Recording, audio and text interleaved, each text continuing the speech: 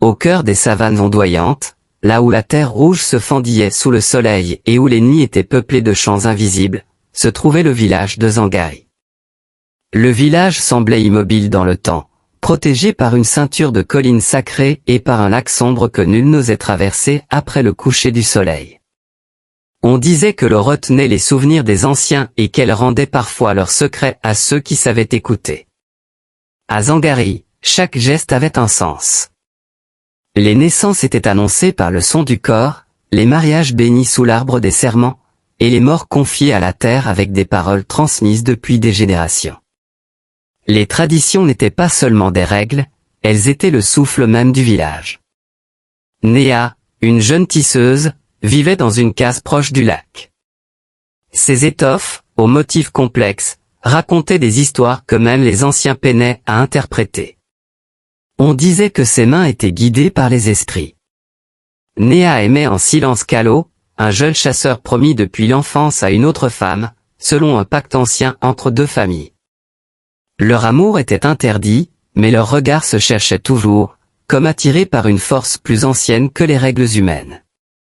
Chaque année, lors de la veillée des ancêtres, le village se rassemblait pour honorer les esprits protecteurs.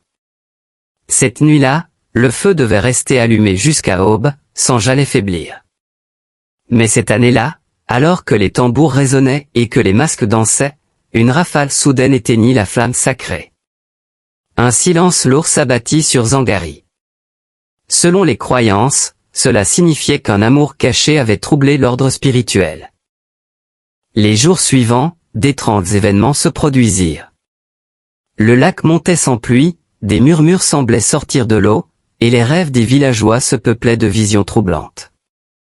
Les anciens consultèrent les Kori et annoncèrent que la vérité devait être révélée, sous peine de voir le village sombrer dans le malheur.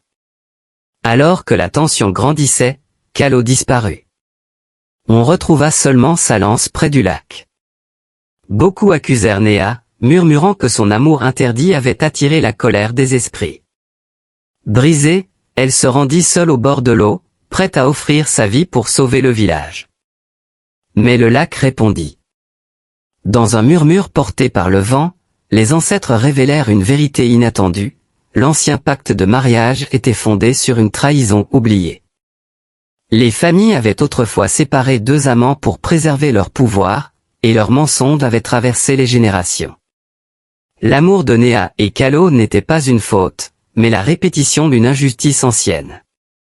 Kalo réapparut à l'aube, vivant. Il avait été retenu par les anciens eux-mêmes, espérant étouffer la vérité. Confrontés aux révélations spirituelles, ils durent céder. Le pacte fut brisé, et le feu sacré rallumé. Zangari ne fut plus jamais le même. Les traditions demeurèrent, mais elles furent désormais guidées par la justice et non par la peur. Néa et Kalo restèrent ensemble, non comme une rébellion, mais comme un rappel vivant que l'amour peut être une force de guérison.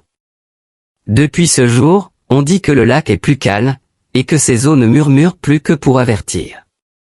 Les traditions sont des racines, mais sans vérité et sans amour, elles finissent par étouffer ceux qu'elles devraient protéger.